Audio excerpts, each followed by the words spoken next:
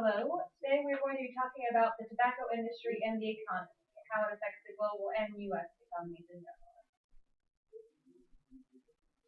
In about 6,000 BC, tobacco was grown in both North and South America. It was first domesticated and cultivated by the Native Americans 7,000 years ago. But it wasn't really as an important trade good, but it was used ceremonially and sometimes medically by the Native Americans. The spread. Columbus bought a few seeds of leaves back with him, but the drug wasn't really popularized. It wasn't really popular, but it was popularized until Frenchman John Nicot made it big. After it was popularized, the drug spread to all of France in 1556, Portugal 1558, Spain 1559, and England in 1565. After that, it was grown all over Europe. The rising demand for tobacco led to its becoming of one of the earliest cash crops in America. In 1610, Sir Francis Bacon noted that trying to quit the bad habit was really hard. The demand for the drug gave rise to the plantation system, which was a cornerstone of the South's economy for 100 years. Tobacco as a cash crop. It was first successfully cultivated for trade by colonists in 1612 in the Virginia colony. This revolutionized the Virginian economy, which had initially been ravaged by starvation and protest. Within 7 years, it became the colony's largest export. The need for storage and shipping ports for the product gave rise to cities like Richmond and Norfolk. This meteoric rise spread to the other colonies around Virginia.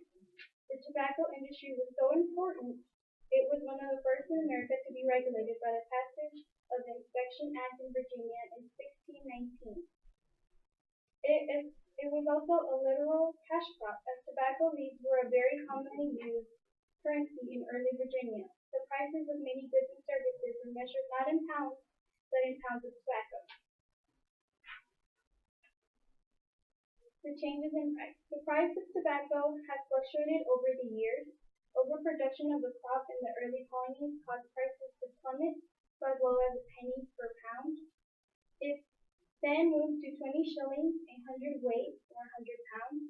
In 1705, it fell again to 0.25 of a penny per pound. The passage of a new land law in 1730 kept prices at a profitable level despite an unprecedented production level of 34 million pounds. As the British economy fluctuated, financial pressure to repay debt was put on American tobacco farmers, contributing to the American Revolution, so they tried to pay their debt with the selling of tobacco. Over the years, government and environmental pressures have also caused prices to fluctuate. Despite these fluctuations, tobacco companies became some of the most powerful companies in the world. Okay, now we have the cost of health. The negative side effects of tobacco were not initially known, but in the 20s, a casual relationship between smoking and lung cancer and other poor health issues arose, although people, of course, didn't care. Evidence of the link between smoking and poor health accumulated through the years of the 20th century. And in 1964, the Surgeon General finally published the 1964 report on smoking and health, detailing some of the finer points of what exactly smoking can do to your body. Public knowledge of the health risks of tobacco led to steep declines in the percentage of Americans who smoke, cutting into the sale of tobacco products. The total cost of smoking today in the U.S. is estimated to be $170 billion, and taxpayers put 60% of that through Medicare costs, hospital bills for the uninsured, etc., etc., etc.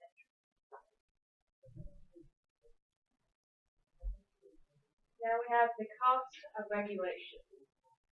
Since the 1920s, people have tried to campaign for regulation of the tobacco industry and of smoking in general.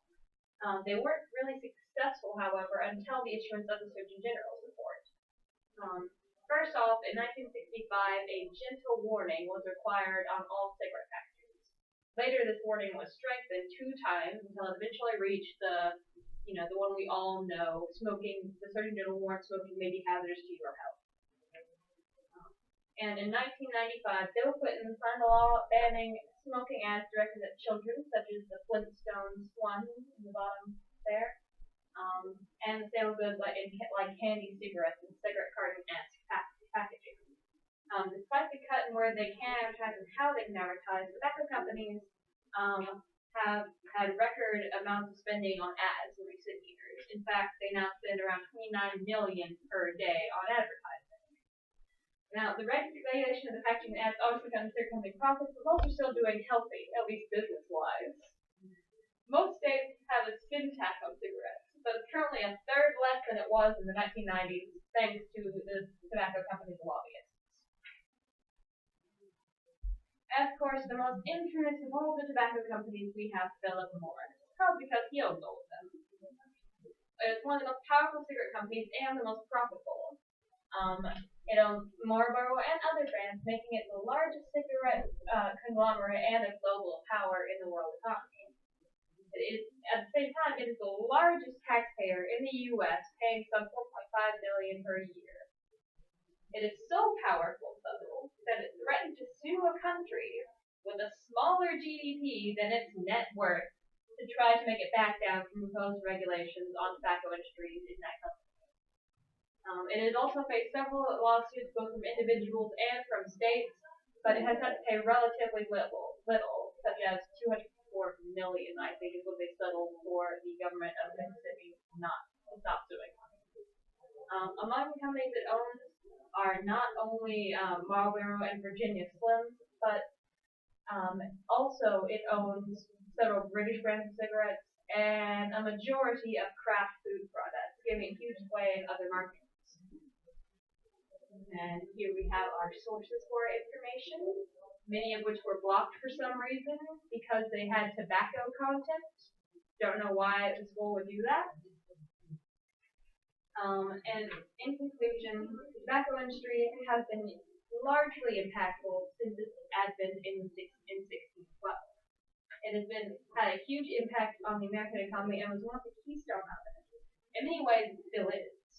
It is still one of the largest industries in the world, addicting not only consumers to nicotine and stop smoking products, but also it is addicting its owners and stockholders to the profits they gain from the industry. Thank you very much.